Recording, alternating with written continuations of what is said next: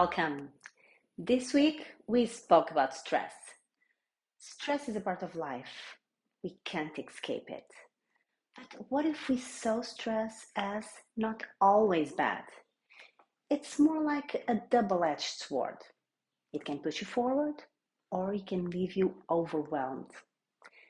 Think about the time when stress helped you rise to the occasion, maybe before a big presentation or a tough workout. Now, contrast that with moments when stress drained you, leaving you stuck and anxious.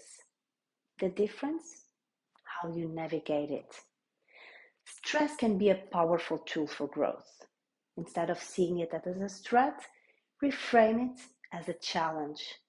The key isn't to eliminate stress, but to manage it. And awareness is your first step.